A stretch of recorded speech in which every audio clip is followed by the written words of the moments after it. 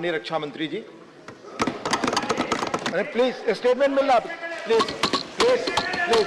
No no, माननीय रक्षा मंत्री जी, आप कॉल ऑन रक्षा मंत्री जी। नो, माननीय रक्षा मंत्री जी अपना बयान दें। आदरणीय उपसभापति महोदय, मैं इस गरिमामयी सदन को अरुणाचल प्रदेश के तवांग सेक्टर में हमारी सीमा पर 9 दिसंबर 2022 को हुई एक घटना के बारे में अवगत कराना चाहूंगा।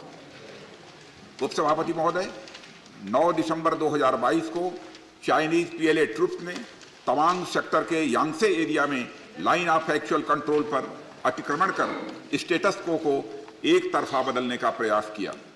चाइना के इस प्रयास का हमारी सेना ने दृढ़ता के साथ सामना किया। उपसभापति और सदन को यह भी बताना चाहूंगा, इस फेस ऑफ में हाथापाई भी हुई और भारतीय सेना ने बहादुरी से पीएलए को हमारी टेरिटरी में अतिक्रमण करने से रोका और उन्हें उनकी पोस्ट पर वापस जाने के लिए मजबूर कर दिया। इस झड़प में दोनों ओर के सैनिकों को कुछ चोटें आई हैं। उपसभापति महोदय, मैं इस सदन को यह बताना चाहता हूं कि हमारे किसी भी सैनिक की न तो मृत्यु हुई है और न ही कोई गंभीर रूप से घायल हुआ।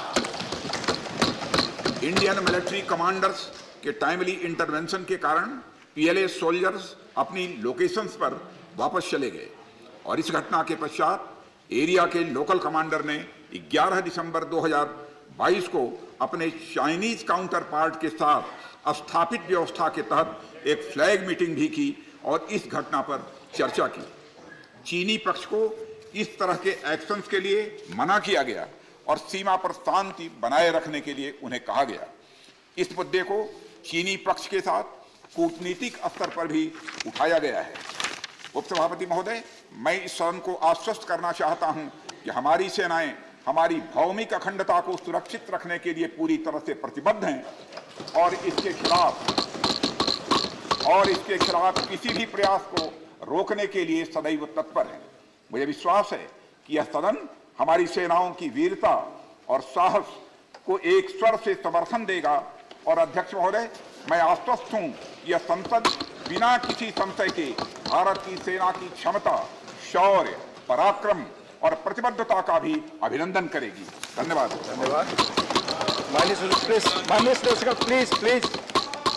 माननीय रक्षा मंत्री के अरुणाचल प्रदेश के तवांग सेक्टर में 9 दिसंबर 2022 को जो घटना घटी उसके बारे में एक विस्तृत वक्तव्य सदन के समक्ष रखा है।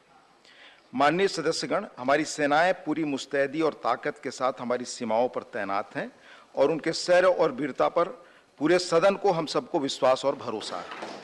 देश की सीमाओं की सुरक्षा और संप्रभुता के लिए सर्वोच्च बलिदान देने में भी हमारे सैनिक सदैव तत्पर हैं और रहेंगे।